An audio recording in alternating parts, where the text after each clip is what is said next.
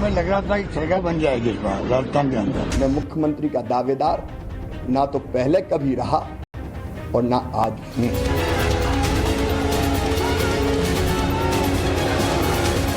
दिग्विजय सिंह को ईवीएम पर भरोसा नहीं है, खत्म। हमारी राय पहले दिन से ईवीएम के खिलाफ है।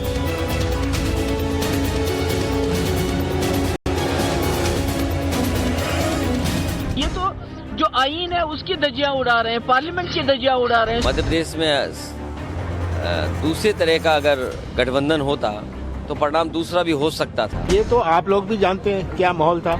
You can't only be satisfied with elections that you win.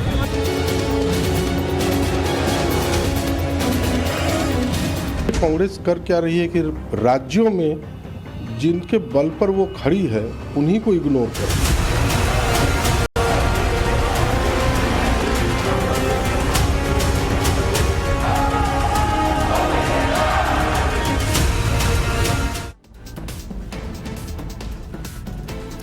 नमस्कार दर्शकों, मैं हूं नाविका कुमार और आप जुड़ रहे हैं मेरे साथ सवाल पब्लिक का शो पर।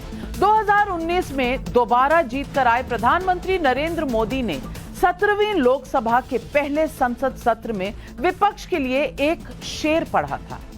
उम्र भर यही भूल करता रहा, धूल चेहरे पे थी, आईना साफ करता रहा। लेकिन अब जब 2024 के चुनाव के पहले 17वीं लोकसभा का आखिरी पूर्ण सत्र चल रहा है, तब प्रधानमंत्री मोदी ने विपक्ष के लिए एक ट्वीट किया है। इस ट्वीट में उन्होंने लिखा है, वो अपने अहंकार, झूठ, निराशावाद और अज्ञानता में खुश रहें, लेकिन इनके बंटवारे के एजेंडे से सावधान रहिए। 70 साल पुरानी आदत आसानी से नहीं जा सकती। जनता की समझदारी ऐसे ही है कि उन्हें आगे भी ऐसे रोने धोने के लिए तैयार रहना होगा। प्रधानमंत्री का ये निशाना ऐसे समय में है जब कांग्रेस समेत इंडी गठबंधन के नेताओं को मध्य प्रदेश, छत्तीसगढ़ और राजस्थान की हार पच नहीं रही है। प्रधानमंत्री ने विपक्ष के इस मेल्टडाउन की बात की है। प्रधानमंत्री का ये बयान क्यों अहम है, इसे समझने की जरूरत है। विपक्ष का मेल्टडाउन नंबर 1 वो अब ईवीएम पर आ गया है कि भैया ईवीएम नहीं चल रहा। ये दिग्विजय सिंह से लेकर तमाम नेता समाजवादी पार्टी के, बीएसपी के कह रहे हैं कि कहीं ना कहीं ईवीएम में ही कोई गलती है। अखिलेश यादव भी बैलेट पेपर से चुनाव के फायदे गिना रहे हैं। विपक्ष का मेल्टडाउन नंबर 2 क्या है? और मेल्टडाउन नंबर 2 पर मैं आपको बताऊं कि भैया हम उत्तर और दक्षिण के इस पूरे कंट्रोवर्सी और डिबेट में फंस गए हैं। और कटघरे में आज डीएमके के एक नेता हैं जिन्होंने संसद के अंदर कह दिया कि जो राज्य बीजेपी की जीत का कारण बने वो गौमूत्र राज्य है। अब ये उनका कहा हुआ स्टेटमेंट एक्सपंज कर दिया गया, लेकिन कहा उन्होंने यही। और अभी कुछ ही समय पहले 10 मिनट पहले मैंने उनका इंटरव्यू किया। मैंने कहा आप माफी मांगिए इस देश के लोगों से। अगर आप गौमूत्र राज्य बुला रहे हैं इस देश के राज्यों को, तो आपको माफी मांगनी चाहिए। माइक खोलकर, उतार कर और चले गए, उतर के चले गए। वो माइक उतार कर क्यों? माफी मांगने की हिम्मत नहीं है। और यहां पर आप देखिए, ये देखिए, माइक उतारा, एक बार नहीं, 2 बार नहीं, मैंने कम से कम 10 बार पूछा कि भैया आपसे गलती हुई, गलती अगर हुई है तो आप माफी मांग लीजिए। कहा नहीं, ये आइडियोलॉजी का सवाल है। आइडियोलॉजी का सवाल सनातन को मिटा देना, आइडियोलॉजी का सवाल ये गौमूत्र राज्य बना देना। जब कांग्रेस यहां थी तो गौमूत्र राज्य नहीं थे, राजस्थान में थी, छत्तीसगढ़ में थी, आज हिमाचल प्रदेश में है, वो गौमूत्र राज्य नहीं थे तब। अब हो गए हैं गौमूत्र राज्य। और सेंथिल कुमार उठकर चले गए, माफी उनसे कैमरा पर नहीं मानी गई और 3 मिनट बाद सोशल मीडिया पर बोला कि मैं माफी मांगता हूं। अरे भैया, देश की लोगों की आंखों में आंखें डालकर माफी मांगने में क्यों छोटा महसूस कर रहे थे? मांगा नहीं गया। अब मैं आपको बता दूं कि नॉर्थ और साउथ की जो बात करते हैं उन्हें मैं कुछ आंकड़े भी दिखाऊंगी, लेकिन मेल्टडाउन नंबर 3 क्या है कि कांग्रेस को बीजेपी से 10 लाख वोट ज्यादा मिल गए। अरे भैया, तेलंगाना में बीजेपी खास है ही नहीं, उनका जो वोट शेयर है वो डबल हो गया, उनके सांसद आपसे ज्यादा है साउथ से आने वाले। लेकिन क्या बताऊं, ये भी एक मेल्टडाउन का कारण है कि हमें वोट ज्यादा। जयराम रमेश, सुप्रिया श्रीनेट सब ये कह रहे हैं कि अरे भाई थोड़ा सा चूक गए, लेकिन हमारे 10 लाख वोट ज्यादा हैं, इसलिए जनादेश हमारा है। चलिए, पता नहीं कौन सा हिसाब किताब है। इसके अलावा मेल्टडाउन नंबर 4 भी है। मेल्टडाउन नंबर 4 क्या है कि इंडिया गठबंधन का नेता कौन है। अब इंडिया की मीटिंग कल ही उद्धव ठाकरे जी बता रहे थे कि ऑफिशियल मीटिंग दिसंबर 6 को होगी, यानी कि कल। और उसके बाद देखिए, अखिलेश यादव जी व्यस्त हैं, आ नहीं रहे क्योंकि तालमेल नहीं हुआ था मध्य प्रदेश में। उधर नीतीश कुमार जी बीमार हैं या पलटी लेने की चक्कर में अभी थोड़ा कैमरे से दूर हैं, पता नहीं, लेकिन वो भी नहीं आ रहे। ममता दीदी ने कह दिया मेरे उत्तर बंगाल के कार्यक्रम है और मुझे किसी ने कोई खास ऑफिशियल मैसेज भेजा नहीं, तो मैं तो व्यस्त हूं। उधर शिबू सोरेन ने भी कह दिया मैं व्यस्त हूं, मेरा चुनाव, सॉरी हेमंत सोरेन ने, जेएमएम की सरकार चल रही है झारखंड में, उन्होंने भी कह दिया कि मैं व्यस्त हूं, मैं नहीं आ पाऊंगा। अरे भैया, तो ये इंडिया अलायंस है कहां चली गई, कौन बनाएगा? केजरीवाल जी आजकल ले रहे हैं एक रेफरेंडम कि उन्हें जेल से चलाना चाहिए सरकार या नहीं, पता नहीं वो भी अवेलेबल होंगे कि नहीं।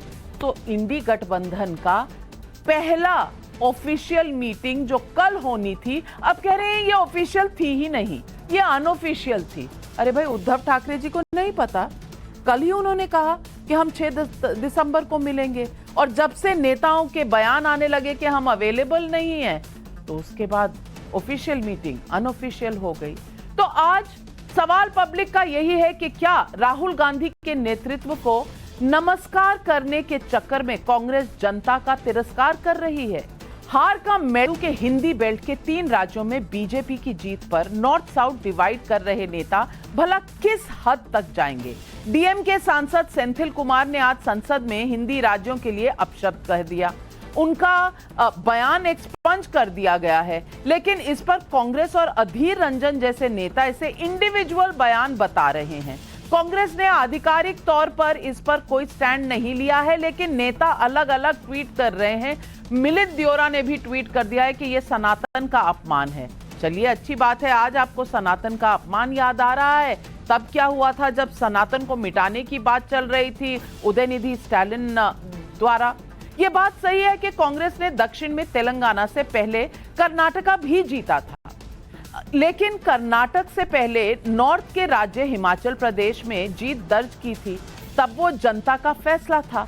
आज दिग्विजय सिंह जैसे नेता ईवीएम पर भले सवाल उठा दें, लेकिन दिग्विजय सिंह हो या कमलनाथ जी हो, उनकी हार की एनालिसिस में इससे पूछिए और उससे पूछिए से ज्यादा कुछ नहीं है। सुन लीजिए उनके बयान। मूल बात यह है कि जिस मशीन में चिप लगी है वो हैक होने की संभावना उसमें रहती है। दिग्विजय सिंह को ईवीएम पर भरोसा नहीं है, बात खत्म। दिग्विजय सिंह को सिर्फ नहीं है कि कांग्रेस को भी नहीं है, वो आप कांग्रेस से पूछिए। आपके मुताबिक क्या हुआ था? क्या हुआ सर, इतनी कम सीटें, आप जीत का दावा? देखिए, ये तो आप लोग भी जानते हैं क्या माहौल था, तो मेरे से क्यों पूछ रहे हैं? आप पब्लिक से पूछिए। 2014 के बाद बीजेपी के खिलाफ सीधी हार के बाद शायद ही कोई ऐसा चुनाव नतीजा हो जिसे बिना किसी इफ एंड बट के स्वीकार किया गया हो। इस सब के बावजूद कांग्रेस के बड़े बड़े नेता कह रहे हैं कि जनादेश उनके खिलाफ नहीं है। सुनिए प्रमोद तिवारी और बीके हरिप्रसाद के ये बयान। चुनाव परिणाम ने दिखा दिया कि पूरे देश में कांग्रेस लगभग अकेली लड़ी, फिर भी भाजपा से 10 लाख वोट ज्यादा है। 3 राज्यों में उन्होंने सरकार बनाई, हमने 1 राज्य में बनाई, परंतु हम उनसे ज्यादा हैं। तो ये साफ हो गया कि अकेले लड़कर अगर हमारे पास 10 लाख वोट ज्यादा है तो फिर जब सब मिलकर लड़ेंगे तो भारतीय जनता पार्टी का कहीं अता पता नहीं चलेगा। It's not a message to the Congress, it's a message to the country. What they are doing in Rajasthan, it's very clear. And they might have technically won. But actual result, if you go by the real results, we have won. We have got more votes than Bharatiya Janata Party. Congress हार से सबक लेने को तैयार नहीं दिखती है, लेकिन इंडी गठबंधन के क्षेत्रीय नेता चुनाव नतीजों के बाद 2024 को लेकर गठबंधन पर रीएडजस्टमेंट कर रहे हैं। अखिलेश, ममता, नीतीश, स्टालिन, हेमंत सोरेन ने कल बैठक में नहीं आने को लेकर अपनी अपनी वजहें गिना दी। तो अब कल कांग्रेस अध्यक्ष मल्लिकार्जुन खड़गे के आवास पर गठबंधन वाले दलों के संसदीय दल के नेताओं की ही बैठक होगी, जो रोज वैसे भी मिल रहे हैं। इस बीच इंडी गठबंधन को लेकर अखिलेश यादव और जेडीयू सांसद सुनील कुमार पिंटू ने क्या कहा, वो भी आपको सुनवाते हैं। तो शायद इसको रीस्केड्यूल किया जाएगा, पोस्टपोन भी किया जा सकता है मीटिंग को, कल वाली जो हो रही थी इंडिया गठबंधन की। इसके बारे में मुझे कोई जानकारी नहीं है, लेकिन जो मैंने आपसे अभी कहा फिर कहता हूँ कि जो परिणाम आए हैं आने वाले समय में इससे इंडिया गठबंधन और मजबूत होगा। मध्य प्रदेश की परिस्थितियाँ दूसरी रही हैं। मध्य प्रदेश में दूसरे तरह का अगर गठबंधन होता तो परिणाम दूसरा भी हो सकता था। 3 राज्यों के चुनाव के परिणाम आने के बाद अचानक उन्होंने घोषणा की और अपने सारे साथियों की उनकी याद आई। कहीं ना कहीं ये कांग्रेस कर क्या रही है कि राज्यों में जिनके बल पर वो खड़ी है उन्हीं को इग्नोर कर रही है। पूरी तरह इंडिया गठबंधन के अंदर में पूरी तरह कम्युनिकेशन गैप है। न बड़े लीडर्स की राय ली जा रही है, न बड़े लीडरों से कोई डेट फिक्स की जा रही है। तो आज पब्लिक पूछ रही है सवाल पब्लिक का नंबर 1, क्या हार पर कांग्रेस इकोसिस्टम का मेल्टडाउन मोदी को कोसने में सामने आ रहा है? क्या चुनावी हार पर ईवीएम और नॉर्थ वालों की सोच, जिसे तर्क देकर जनादेश का अपमान किया जा रहा है?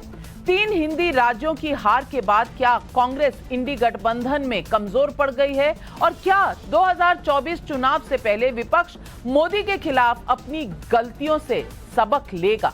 यही है आज सवाल पब्लिक का।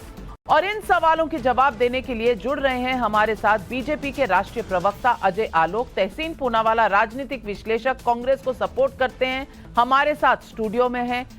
हमारे साथ अमीक जमाई जी, प्रवक्ता हैं समाजवादी पार्टी के, तौसीफ खान राजनीतिक विश्लेषक, तृणमूल कांग्रेस को सपोर्ट करते हैं, विवेक श्रीवास्तव राजनीतिक विश्लेषक लेफ्ट के तरफ से हैं, और वरिष्ठ पत्रकार और मेरे साथी हर्षवर्धन त्रिपाठी जी भी हमारे साथ इस शो पर जुड़ रहे हैं। सबसे पहले तो तहसीन पूनावाला जी, मैं आपसे पूछना चाहती हूँ, हिमाचल प्रदेश में आपकी सरकार है, गौमूत्र सरकार है। नहीं, बिल्कुल गलत बयान था। मैं तो मानता हूँ इस चीज़ को, और इससे कांग्रेस को और इंडिया अलायंस को बहुत नुकसान होगा। लेकिन ये चीज़ का आपको क्रेडिट भी देना होगा कि आपके इंटरव्यू के बाद सारे कांग्रेस के लीडर्स, मैं आपको बता रहा हूँ, आपने आपका इंटरव्यू देखा जिसमें जो माननीय सांसद है वे उठकर चले गए, और सभी कांग्रेस के लीडर्स ने प्रेशर डाला इंडिया अलायंस पर कि वे माफ़ी मांगे, और उनको माफ़ी मांगनी पड़ी। तो इसमें आपको भी बहुत बहुत बधाई, क्योंकि सब लोग आपका इंटरव्यू देख रहे थे, वो वहाँ से उठकर चले गए, अनकंफर्टेबल हो गए। उसके बाद उन्होंने ट्वीट करते माफ़ी भी मांगी है। तो ये कांग्रेस ने प्रेशर डाला। लेकिन मैं बड़े विनम्रता से पूछता हूँ, ये गलत है, मैं इसको सही को गलत नहीं, गलत को मैं सही नहीं कह सकता हूँ, लेकिन अजय आलोक भाई है, देश के गद्दारों को गोली मारो देश को, आज तक माफ़ी मांगी इन्होंने? मैं तो कह रहा हूं गलत है, इनमें हिम्मत नहीं है कहने को गलत है। ये फर्क है, ये अंतर है। ये लोग नहीं कहेंगे जो गलत है। ये चीज सनातन पे मैंने आपके शो पे कहा गलत था, ये नहीं कहेंगे। जो इन्होंने गाली देते ये इस पर नहीं कहेंगे। ये फर्क है दोनों अलायंस के अंदर। तो अगर अजय आलोक जी कह दे कि अनुराग ठाकुर जी ने या कपिल मिश्रा जी ने जो कहा उसके लिए वे भी माफी मांग रहे। वीके सिंह जी ने क्या कहा, सारे मीडिया के लोग जो शब्द का प्रयोग किया, मैं नहीं कर सकता हूं ना, जो कहा प्रेस्टीज, मैं उसके उस शब्द का प्रयोग नहीं कर सकता, माफी मांगी वीके सिंह जी ने। तो ये लोग जो शब्दों का प्रयोग करते हैं इसके लिए कब माफी मांगेंगे? चलिए इतिहास की तरफ चले जाइए, क्योंकि अभी कहने के लिए कुछ नहीं है। लेकिन अगर आप कह रहे हैं कि कांग्रेस पार्टी के दबाव में आकर उन्होंने माफी मांगी, तो बधाई हो आपको। और फिर तो ये तय हो गया अजय आलोक जी कि जब सनातन को हटाने की बात आई थी और उदयनिधि स्टालिन ने कहा था, तो कांग्रेस दबाव डाल सकती थी, लेकिन नहीं डाला। क्योंकि तब कोई माफी नहीं मांगी गई, किसी ने वो अपना स्टेटमेंट वापस नहीं लिया। आज कांग्रेस पार्टी दबाव डाल रही है तो उन्होंने माफी मांग ली। अब ये सनातन की वजह से अगर कांग्रेस को लग रहा है कि ये चुनाव हार गए और आज दबाव डाल रहे हैं, तो तब क्यों नहीं डाली थी? क्योंकि तब सनातन जरूरी नहीं था और आज वोटों के लिए डर लग गया तो सनातन जरूरी हो गया और उत्तर भारत जरूरी हो गया। तहसीन भाई, खड़गे जी को बोलेंगे माफी मांगने के लिए? कर्नाटक चुनाव में पब्लिक रैली में उन्होंने कहा था खुलेआम कि अगर मोदी सत्ता में आ गया तो ये सनातन धर्म का यहां राज हो जाएगा। उनको माफी मांगने बोलेंगे? उनके पुत्र प्रियंक खड़गे को माफी मांगने बोलेंगे? बोल सकते हैं आप या कांग्रेस पार्टी? जहां तक रही मेरी बात, आप अनुराग ठाकुर को बोल रहे थे कि मैं अनुराग ठाकुर को माफी मांगने बोलूं। अनुराग ठाकुर ने कहा देश के गद्दारों को, अब जनता ने कहा गोली मारो डैश। देश को गद्दारों को आप क्या करेंगे? माला पहनाएंगे, हार पहनाएंगे? मैं नहीं पहनाऊंगा। मैं देश के गद्दारों को देखूंगा, मैं गोली मारने की चाहत रखूंगा। मैं भी कहता हूं कुछ कर लीजिए मेरा, मैं देश के गद्दारों के साथ खड़ा नहीं हो सकता हूं। और अगर जनता गाली दे रही है तो इसमें अनुराग ठाकुर की गलती नहीं, मैं वो गाली का शब्द नहीं निकाल रहा। बात यह है कि मानसिक रूप से विक्षिप्त हो गए कांग्रेस, ये 3 राज्य हार के। आप ये बताइए, एक तरफ आप ट्विटर हैंडल पर लिखते हैं ये चुनाव में हमारे सब कुछ पाने के लिए हमें भारतीय जनता पार्टी से 10 लाख वोट ज्यादा मिले, बहुत अच्छा। हमें 40% वोट मिला, बहुत अच्छा। उसके बाद आप कहते हैं कि ईवीएम हटा देना चाहिए साहब, ईवीएम पे सवाल उठाते हैं। दोनों चीज कैसे हो सकता है तहसीन भाई, बताइए जरा। अगर ईवीएम बीजेपी के लिए काम कर रही है तो फिर 10 लाख वोट कांग्रेस को ज्यादा कैसे मिल जाए? और फिर आप 24 में रिटर्न की बात कर रहे हैं। मतलब चित्त भी मेरी, पट भी मेरी, अंगूठा मेरे बाप का। ऐसे थोड़ी ना होता है, ऐसे राजनीति चलती है। परसेप्शन तो आप लोग खुद ही डिफाई करते हैं ना, कॉन्ट्रडिक्शंस आपके अंदर इतने हैं। और फ्रस्ट्रेशन में मोदी को कोसना, मोदी को गाली देना, उससे क्या होगा भाई? मेरे से कुछ नहीं होगा। इंट्रोस्पेक्शन अपने अंदर कीजिए कि गलती आप में है, हमारे में नहीं है। आज अभी दूसरे शो में समाजवादी पार्टी बैठे हुए हैं, एक और प्रवक्ता बोल रहे थे कि बहुत अच्छा हुआ कांग्रेस हार गई तीनों में, अब इंडिया अलायंस मजबूत हो जाएगा। बताइए, ये अलग विश्लेषण है, करते रहिए आप, मैं क्यों करने जाऊं? मुझे क्या मतलब है? मेरा तो फोकस, हम लोग जिस दिन से कल परसों से रिजल्ट आया है, कल से हम विश्लेषण कर रहे हैं कि 48% हम मध्य प्रदेश में हैं, 46.8% हम छत्तीसगढ़ में हैं, राजस्थान में हम 43% हैं। हमें लोकसभा चुनाव तक यहाँ 55 पहुंचना है। हम तो मान के चल रहे हैं कि आप जो भी इस देश में सेकुलर की बात कर रहा है, सेकुलरिज्म की बात करना मतलब मुसलमान पटाना, और कुछ नहीं है सेकुलरिज्म। क्योंकि हिंदुओं की बात करते हैं उसको आप सांप्रदायिक कर देते हैं। 81% हिंदू होने के बावजूद भी इस देश में अगर हिंदुओं की बात कीजिए तो वो हो जाएगा सांप्रदायिकता, और मुसलमानों की बात कीजिए तो हो जाएगा सेकुलरिज्म। ये आपका अजीब कॉन्सेप्ट है, मेरे कॉन्सेप्ट ये समझ में नहीं आता है। देश की बात कीजिए, देश के हितों की बात कीजिए तो आप कहते हैं कि ओ ये अति राष्ट्रवाद पे ले जा रहे हैं। अरे देश की बात करना अगर राष्ट्रवाद है तो ठीक है, हम राष्ट्रवादी हैं, आप मत कीजिए देश की बात। एक पर एक कॉन्ट्रडिक्शन आपके ऊपर है। दूसरा, आप कह रही थी नविका जी संजीव जी के बारे में कि कम्युनिस्ट युग है। अब आज के डेट में कम्युनिस्ट और कांग्रेस अलग नहीं। आज देखिए कन्हैया कुमार की इतनी हिम्मत है कि वो कमलनाथ को सीधी ट्वीट करके और बयान देके दोषी कह रहे हैं कि मध्य प्रदेश में पार्टी को हाशिए पे ले आए कमलनाथ और राजस्थान में पार्टी को हाशिए पे ले आए अशोक गहलोत, अपने मन से इन्होंने चलाया है।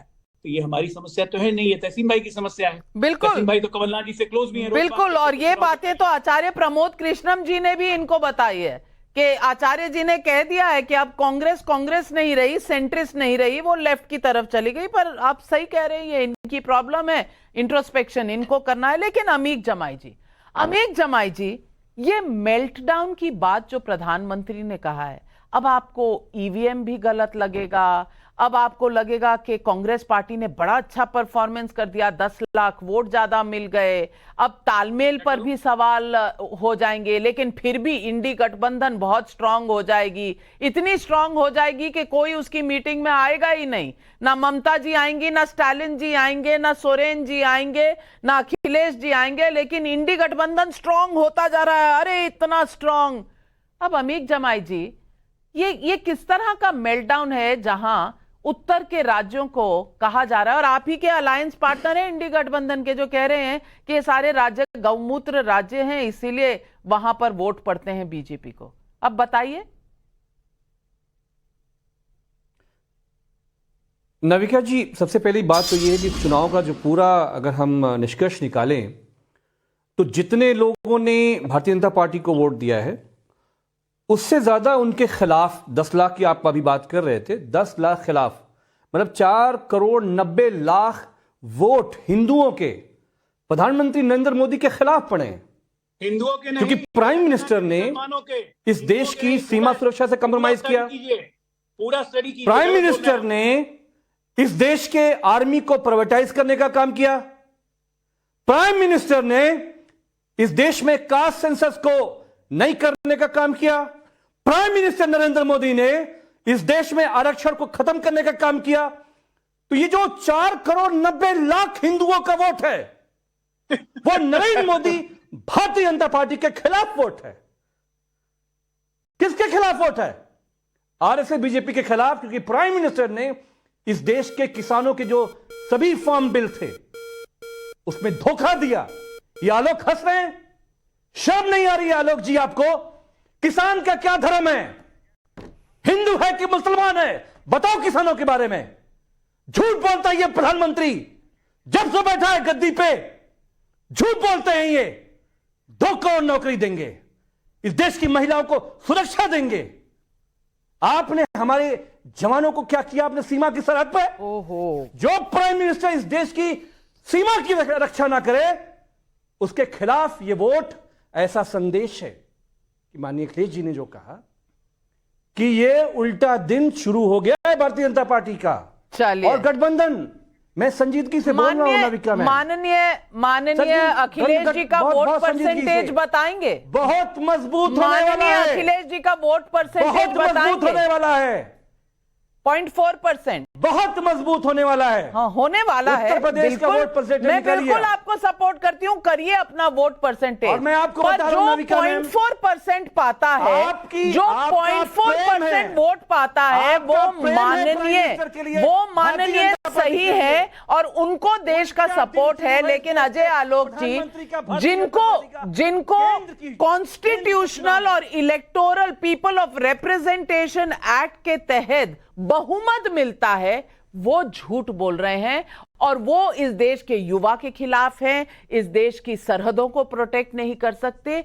ये मेल्ट डाउन नहीं है तो क्या है अजय आलोक जी? कि आज अमीक जमाई का लाइव टेलीविजन पर मेल्ट डाउन हो रहा है और इसी की बात प्रधानमंत्री जी ने कही थी। ये मानसिक विक्षिप्तता है, मेल्ट डाउन नहीं है। ये मानसिक रूप से विक्षिप्तता है कि जानते बूझते सब देखे हुए तब भी झूठ बोल रहे हैं कि 4,90,00,000 हिंदुओं ने ज्यादा वोट दिया। अरे भाई साहब, पढ़िए, देखिए जरा, 3 राज्यों में हम सबसे ज्यादा वोट पाए हैं। आपको वोट मिला, सुनिए, तेलंगाना के मुसलमानों का वोट मिला है, जो पहले भारतीय जनता पार्टी के खिलाफ वोट किया, वो चला गया कांग्रेस को।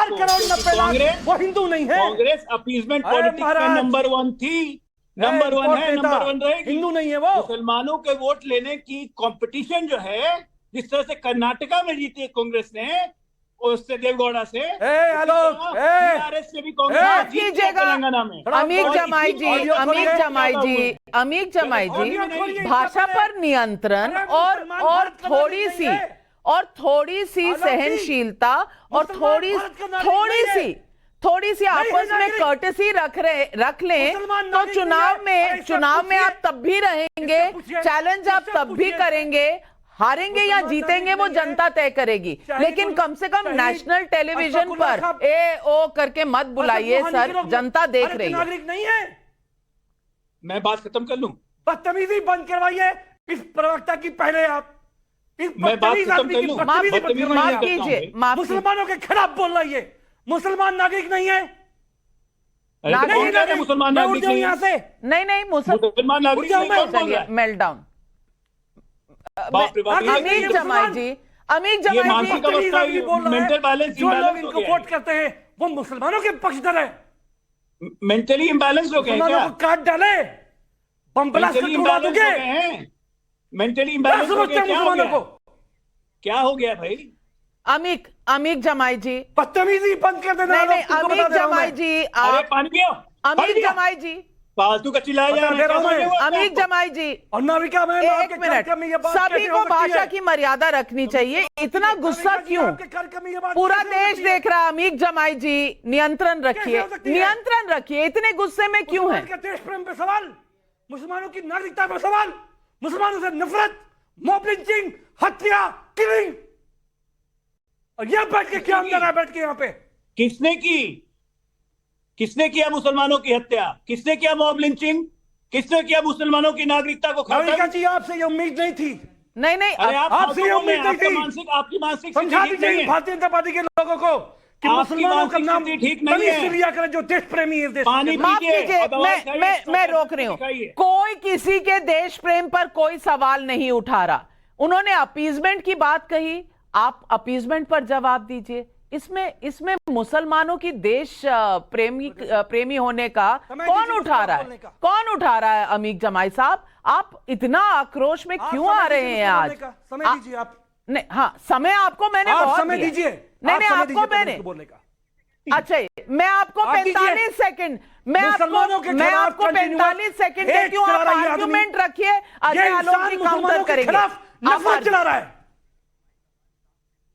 नहीं, मैं बोलूंगा पहले। हाँ, बोलिए पहले। मैं बोलूंगा पहले। बोलिए। 30 सेकंड दीजिए मुझको। हाँ, कोई नहीं बोलेगा। आपको मैं 30 की जगह 45 सेकंड कंटिन्यूअस ये आदमी ये कह रहा है, कंटिन्यूअस ये मॉब लिंचर कह रहा है बैठ के, मुसलमान को जो वोट करता है वो सेकुलर।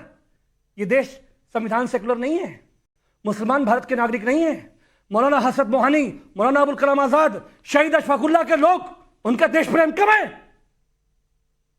ये क्या है प्राइम मिनिस्टर का विश्वास? एक हाथ में कुरान, एक हाथ में कंप्यूटर। आपके चैनल पर नाविका मैम, ऐसी इजाजत आपको नहीं देना चाहिए। मुसलमानों के खिलाफ जो कैंपेनिंग चल रही है यहां पर, इसको बंद करवाइए आप। कोई कैंपेनिंग नहीं है।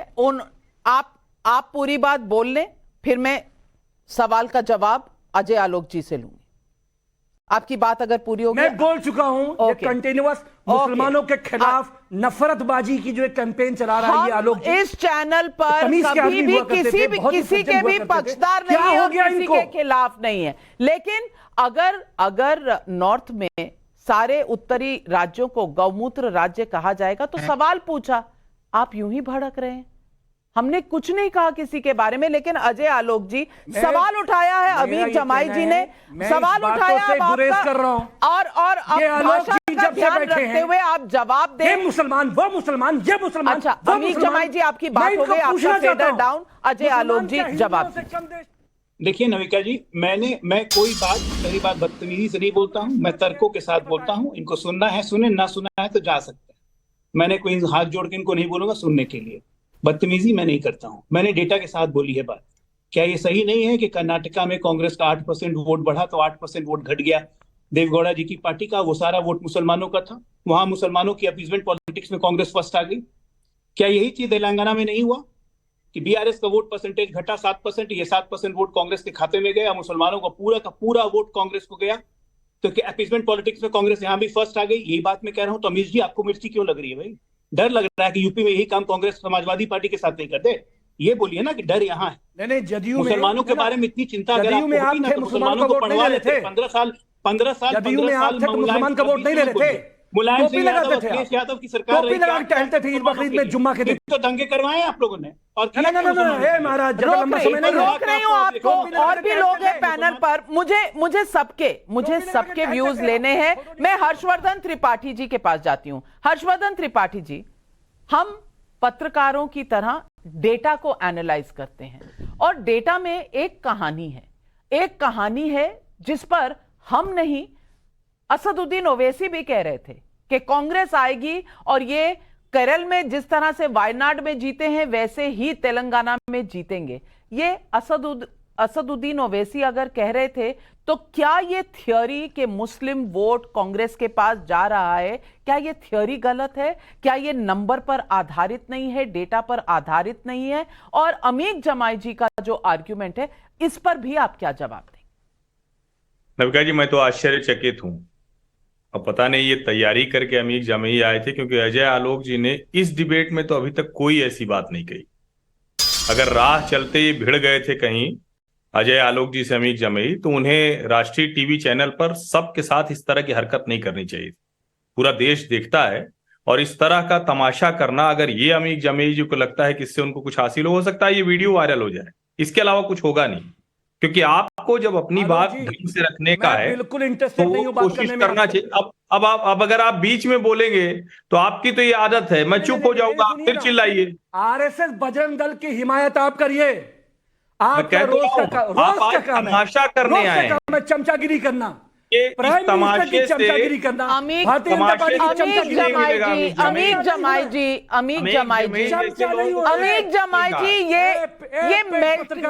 ये मेल्टडाउन ही प्रधानमंत्री का आज स्टेटमेंट था और आप उसको सच साबित कर रहे हैं। आप किसी की बात सुनकर राजी नहीं है अमीक जमाई जी। मिलेगा कुछ नहीं महाराज, आपको मिलेगा कुछ नहीं।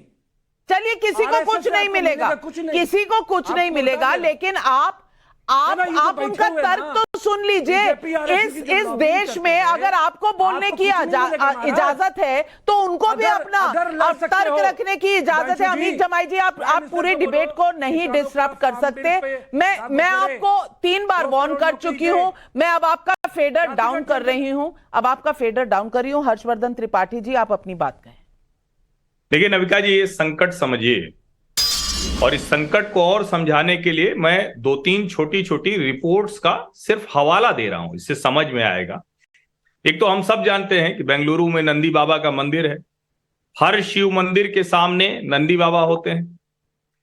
देश का कोई हिस्सा नहीं है, उत्तर से दक्षिण, पूरब से पश्चिम, किसी हिस्से में गौ माता की पूजा नहीं होती हो, यह आपको नहीं दिखेगा। गौमूत्र औषधीय गुणों की वजह से, गोबर उसका अपना एक उपयोग है, उसकी वजह से, और हमारी अपनी धार्मिक मान्यता, हमारी मतलब हिंदुओं की धार्मिक मान्यता, उनकी वजह से वो पूजी जाती है। अब कुछ लोगों को अगर देश के एक हिस्से का गोमूत्र स्टेट लगता है, गोमूत्र राज्य लगता है, तो के अन्नामलाई का बयान सुनना चाहिए। के अन्नामलाई ने लिखा है कि जब पूरा चेन्नई वो डूब रहा है, उस वक्त डीएमके के नेता अगर सदन में इस तरह की बात कर रहे हैं, कभी वो उत्तर भारतीयों को कहते हैं कि वो टॉयलेट बनाने वाले हैं, कभी कहते हैं कि पानी पूरी बेचने वाले हैं, और अब ये गौमूत्र का तंज। तो तमिलनाडु भारतीय जनता पार्टी तो कह रही है कि हम इसके लिए आप सभी से एक तरह से कह रहे हैं कि वो क्षमा मांग रहे हैं, जबकि उन्होंने कहा भी नहीं। लेकिन इसके साथ मैं आपको 2-3 और रिपोर्ट का हवाला देता हूं। बीबीसी का रिपोर्ट का हवाला देता हूं, शायद इन लोगों को कुछ समझ में आए, क्योंकि हमारी बात तो इनको लगता है कि बहुत वैसी हो गई। बीबीसी रिपोर्ट करता है, स्पेशल फीचर करता है, is cow hugging the world's new wellness trend. Washington Post क्या कहता है? Cow cuddling has become a thing for lonely hearts in the pandemic. The independent क्या कहता है? Cow cuddling the latest therapeutic trend taking off in the US. मैं ये सिर्फ इसलिए बता रहा हूं, दुनिया गाय, गौमूत्र, गोबर और इससे जुड़े महत्व समझ रही, लेकिन कुछ लोगों की मानसिक दशा विक्षिप्त के कगार पर है। थोड़ा तो वैज्ञानिक सोच, तमिलनाडु, नविका जी बीच में बोलने वाले तो वैज्ञानिक सोच रखिए। मैं किसी बीच में बोलता नहीं, कहाँ जा रही है, आप कहाँ जा रहे हैं? मैं जानता हूँ परेशानी, मैं अभद्र नहीं हूँ, लेकिन आप एक ये जो स्थिति बन रही है ना, विवेक श्रीवास्तव जी वो रिपोर्ट ही कोट कर रहे हैं। आप कह रहे हैं साइंटिफिक रखो, और आपके मतलब की रिपोर्ट है वॉशिंगटन पोस्ट, न्यूयॉर्क टाइम्स। पूरा कर लूं, बिल्कुल, हर्षवर्धन त्रिपाठी जी, मैं पूरा कर लूं। मैं ये इन रिपोर्ट्स का हवाला में क्यों दिया? क्योंकि अगर अभी मैं कहता कि यहां के किसी हिंदी अंग्रेजी अखबार में छपा तो पता नहीं क्या क्या टिप्पणी की जाती। इसीलिए मैंने उन रिपोर्ट्स का हवाला दिया जिनको ये लोग मानते हैं कि नहीं नहीं ये तो सब ठीक कहते होंगे, तो इसलिए मैंने कहा, इसीलिए मुश्किल बढ़ी। लेकिन इस सब से इतर सोचिए, देश में डीएमके अपनी राजनीति कर रहा है, उसको लगता होगा, लेकिन उसको लगता है कि तमिलनाडु में भी सनातन, हिंदू, भारतीय, गौ माता, इन सब के आधार पर भी भारतीय जनता पार्टी उसका हिस्सा ले रही। तेलंगाना में भारतीय जनता पार्टी 2 गुना हो जाती है, 6.88% से 13% हो जाती है। कर्नाटक में वो पहले से पूरी तरह से काबिज है, सरकार भले गई हो लेकिन अभी भी उसके 26 लोकसभा सांसद है। मुझे लगता है उत्तर, दक्षिण, पूरब, पश्चिम से इन लोगों की राजनीति समाप्त हो रही है, और मैं फिर से कह रहा हूं, सनातन का नाश करने वालों के नाश का समय आ गया है। और मैं आमतौर पर ये टिप्पणी करता नहीं हूं, लेकिन नविका जी अब की बार 300 पार जो नारा अभी तक मुझे लगता था, अब वो सच्चाई दिखती रही 2024 के लिए। विवेक श्रीवास्तव जी, अब इस पर आपको क्या ऑब्जेक्शन है? ईवीएम जी जी अच्छा। जी क्या क्या मर्ज हैं इस देश में? देखिए, मेरे बड़े सारे ऑब्जेक्शंस हैं। सबसे पहले तो देखिए पहली चीज तो अमीक जैमई ने जो पॉइंट उठाया बहुत बढ़िया उठाया, सही उठाया। अमीक जैमई, तुम बब्बर शेर की तरह बोले और मेरा लाल सलाम है तुमको आज। और दूसरी बात है, क्योंकि अजय आलोक जी, मेरा भी ये ऑब्जेक्शन है आपको लेकर के कि आप कृपा करके नेशनल एक जो रूलिंग पार्टी के प्रवक्ता हैं और इलेक्टोरेट को धर्म के अनुसार बाइफरकेट करके कमेंट्स करना आपको शोभा नहीं देता। आपको हम सबके लिए रोल मॉडल की तरह बिहेव करना चाहिए, पहली चीज। दूसरी चीज, यहां बैठे हर्षवर्धन त्रिपाठी अपना ज्ञान दे रहे हैं। अरे भाई, कौन सी रिपोर्ट कहां से लेकर के आए हो? All India institute of medical sciences की रिपोर्ट्स पढ़िए जरा, और जब बीमार होंगे, घातक रोग होगा तो वहीं दौड़ोगे हाथ जोड़ करके। और यहां पे ईश्वर का डर दिखा करके, धर्म का डर दिखा करके जो राजनीति आप करते हैं वोट मांगने के लिए, जो भाजपा कर रही है, इससे ऊपर उठिए। और ईवीएम अगर आपके साथ होगा तो 300 क्या, आप 400-500 की बात करिए, फिर 100/100 की बात करिए। आप क्या हम जानते नहीं है बैलेट बॉक्सेस के क्यों नहीं लाते हैं आप, जब सारी अपोजिशन पार्टीज आपसे अपील कर रही है? वोट फिर भी ज्यादा आया है, और अगर ईवीएम न्यूट्रल होते तो वोट ज्यादा आता। मैं मानता हूं इस बात को कि INTIA का कोऑर्डिनेशन इन स्टेट इलेक्शंस में ठीक नहीं रहा, हमारे घटक दलों का कोऑर्डिनेशन नहीं रहा। लेकिन जैसा माननीय अखिलेश जी ने कहा है कि इस डिबेकल के बाद INTIA और शक्तिशाली रूप से इमर्ज करेगा, डिफरेंसेस को मिटाया जाएगा, सीट एडजस्टमेंट्स होंगे, और 2024 के अंदर आप देखेंगे 2024 के 2029 का टाइमलाइन है, आपको पहले वो बता दीजिए। और दूसरी बात ये बता दीजिए, और तहसीन मैं आपसे पूछूंगी, हिंदू धर्म में कहा जा रहा है, मैं कहना नहीं चाहती, फिर मैं धर्मों को नहीं लाना चाहती, पर इन्होंने जो कहा वहीं से उठा रही हूं। हिंदू धर्म में आप ईश्वर का डर दिखाते हैं, बाकी धर्मों की तो मतलब इन्होंने हिंदू धर्म को बाकी धर्मों से अलग कर दिया। बाकी धर्मों में तो सब सही है, एक हिंदू धर्म में डराया जाता है। ये तहसीन पूनावाला, ये सही स्टेटमेंट है। गौमूत्र वाला स्टेटमेंट सही स्टेटमेंट है। क्या ये देखा नहीं जाना चाहिए इस तरह से कि आप कुछ लोगों को चुनकर कह रहे हैं कि विभाजन कर रहे हैं? अजय आलोक जी, ये विभाजनकारी स्टेटमेंट्स नहीं है नाविका जी। लेकिन मैं विभाजनकारी स्टेटमेंट देने के लिए कांग्रेस पार्टी या कम्युनिस्ट पार्टी बहुत पहले से जानी जाती है नाविका जी, कोई नई बात नहीं।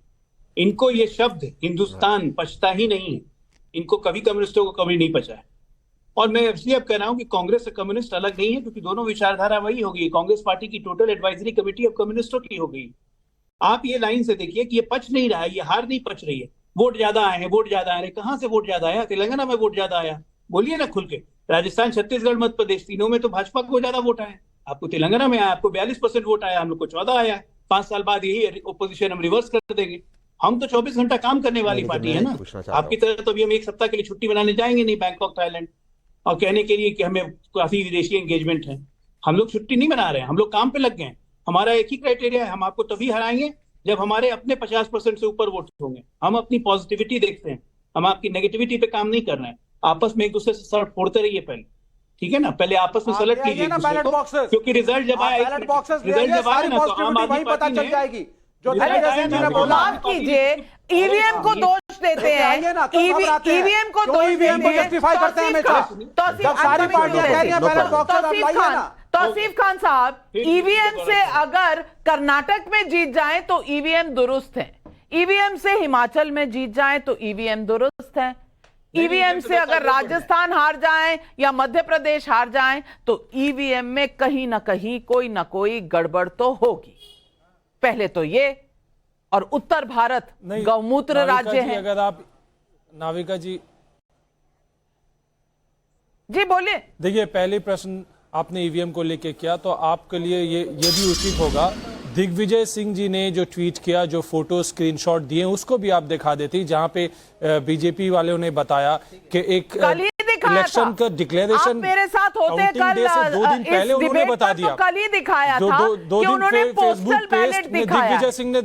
दिग्विजय सिंह का ट्वीट का मैं बात कर रहा हूं, मैं उसी की बात कर रही हूं। जहां तक रही गौमूत्र वाली बात, देखिए ये स्टेटमेंट एक ब्लैंकेट स्टेटमेंट दे देना। एमपी ने खुद ही बोला कि हाँ, मेरे शब्दों का उपयोग हो सकता है, मुझे बेहतर तरीके से करना चाहिए, लेकिन जो उनका रेफरेंस है, आज आपके ही प्रोग्राम में बैठ करके वरिष्ठ पत्रकार आज वो फिर से वही बात कह रहे हैं, जो ये बात बीजेपी सरकार जब से आई है टेरर अक्यूज साध्वी प्रज्ञा ने क्या कहा कि गौमूत्र से कैंसर का मेरा इलाज हो गया। उसके बाद आपने तो बीजेपी वालों ने तो नहीं बोला, आपने तो कोई सवाल प्रधानमंत्री से नहीं किया कि क्या आप साध्वी प्रज्ञा की बात से सहमति रखते हैं कि गौमूत्र से कैंसर का ट्रीटमेंट हो जाता है। गलत है, आपने तो सवाल नहीं किया बीजेपी का गलत है। प्रधानमंत्री से पूछा है ये सवाल, इंटरव्यू में पूछा है तौसीफ खान, अपने फैक्ट चेक करके आया करिए। प्रधानमंत्री के इंटरव्यू में प्रधानमंत्री से ये सवाल पूछा गया है, टाइम्स नाउ पर पूछा गया है। तो तौसीफ खान, हम पर उंगली उठाने से पहले अपनी रिसर्च करके आइए। मैं आपको पूरे इंटरव्यू का लिंक भेज दूंगी, लेकिन आप जब वोटों से नहीं मानते, जनता के जनाधार से नहीं मानते, तो मेरे ट्विटर लिंक से कहां मानेंगे? अजय आलोक जी जवाब दे रहे हैं। अजय आलोक जी, अजय आलोक जी, गोबर गौमूत्र वगैरह। तौसीफ भाई सुनिए ना एक मिनट। ठीक है, चलिए, गौमूत्र के बारे में साइंटिफिक रिसर्च ये वो सब की बात हो गई, और दिखा रहे थे कि कौन कौन से वर्क पेपर्स निकले। खैर, अगर आपको वो नहीं पछता, आपको लगता है एडवोकेट कर रहे हैं, तो जरा एक मिनट कांग्रेस पार्टी से पूछिए ना, आपकी एलाइज है ना इंडी गठबंधन में। बीजेपी एक मिनट, राजस्थान और छत्तीसगढ़ में बनाती रहेगी, सुनिए तब जवाब दीजिएगा ना। अरे सुन लीजिए, राजस्थान और छत्तीसगढ़ के अपने चुनावी घोषणा पत्र में उन्होंने वादा किया था कि हम 2 की जगह 3 रुपए पर किलो गोबर खरीदेंगे और 1 रुपए पर लीटर गौमूत्र खरीदेंगे। क्यों? अचार डालेंगे उसका। पूछिए जरा कांग्रेस। जवाब दीजिए तहसीन। उन्होंने ये नहीं बोला, मैं बोलता हूं इसका कि जवाब आपके गौमूत्र से आप कैंसर ट्रीटमेंट करेंगे। घोषणा पत्र में था कांग्रेस, जबकि साध्वी प्रज्ञा ने ओपनली। मैं इसका जवाब दे दूं। हाँ, तो नहीं, अलायंस पार्टनर्स में इतनी दोस्ती है कि मीटिंग में नहीं आएंगे, लेकिन जवाब एक दूसरे का देंगे। कोई नहीं, अगर तौसीफ भाई भी देना चाहते हैं, उसमें कोई दिक्कत है, मैं जवाब दे देता हूं। जवाब दीजिए। क्योंकि उससे वो ऑर्गेनिक फार्मिंग और ये जो साफ सफाई के लिए उसके लिए इस्तेमाल कर रहे हैं, ऑर्गेनिक जो क्लीनिंग होता है फिनाइल, उसके लिए उसका इस्तेमाल कर रहे थे। लेकिन किसी भी नहीं कहा कि उससे हम ट्रीटमेंट करेंगे, उसमें अंतर है। जो तौसीफ कह रहे हो बिल्कुल सही है।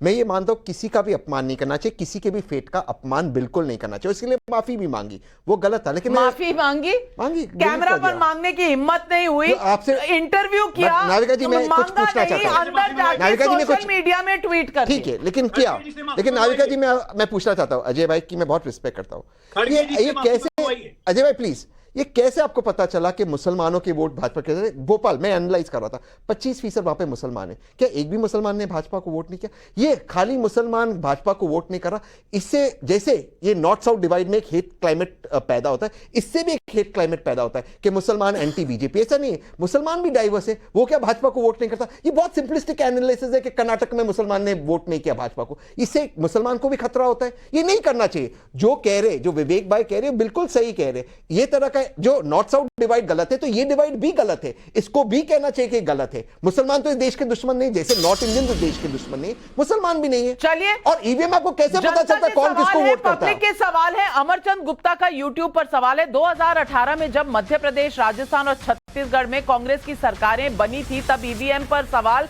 क्यों नहीं उठे? रमेश गोयल का हांसी हरियाणा से सवाल है, कांग्रेस जीते तो राहुल गांधी और भारत जोड़ो का कमाल, लेकिन हार जाए तो ईवीएम। भाई ये कैसा लॉजिक है? असित मोदी का मुंबई से सवाल है, अगर इंडी गठबंधन डीएमके को बाहर का रास्ता दिखा दे तभी बीजेपी से लड़ने का चांस बन सकता है। आखिर इंडी गठबंधन के नॉर्थ के नेता कुछ करते क्यों नहीं? जवाब दीजिए अमित भाई, सवाल पूछ रही है पब्लिक। नाविका में मैं दोबारा से बात कहना चाह रहा हूं कि इन सभी राज्यों के चुनाव में मोटी बात जो ये है कि प्राइम मिनिस्टर बीजेपी आरएसएस के खिलाफ 4,90,00,000 वोट पड़े हैं। ये प्राइम मिनिस्टर को सोचना पड़ेगा। और जिस दिन उसमें अब लोकसभा के चुनाव में समाजवादी पार्टी जुड़ गई, जदयू जुड़ गई, लेफ्ट जुड़ गया, बहुत बुरा हाल होने वाला है। टीवी से आप बचा नहीं पाएंगे इनको। इसीलिए अखिलेश जी ने कहा है कि अब जब हम गिरे हैं, जब नुकसान हुआ है सबका, बहुत बुरा वक्त आने वाला है। अब तो गठबंधन बहुत मजबूत होगा। टेलीविजन पे त्रिवेदी जी भी बचा नहीं पाएंगे बीजेपी आरएसएस को। करते रहिए फील्डिंग जितनी करनी है। प्राइम मिनिस्टर को 2024 के चुनाव में तो इस देश की 80 करोड़ जो जनता है, अब आप ये बताइए कि कांग्रेस पार्टी क्या चालू पार्टी नहीं है? कांग्रेस पार्टी के नेता चिरकुट नेता नहीं है? आपके विचार बदल गए? हमारा ये कहना है कि विधानसभा में जो हम लोग सोच रहे थे, अगर उस पर कांग्रेस चलती तो ये हालत नहीं होती, बहुत अच्छी हालत होती।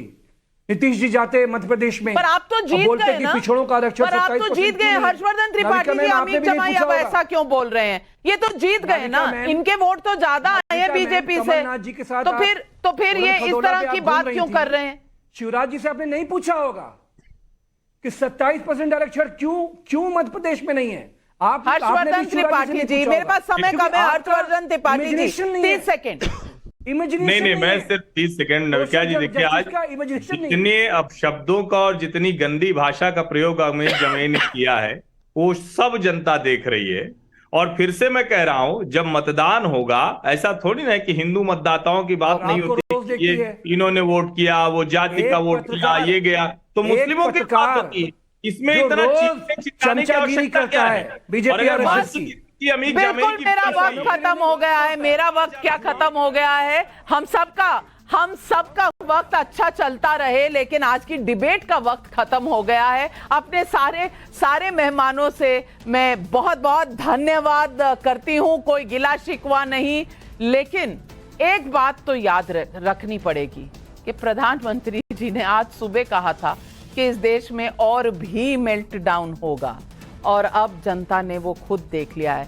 तो ये पब्लिक देख रही है, पब्लिक सब जान भी रही है।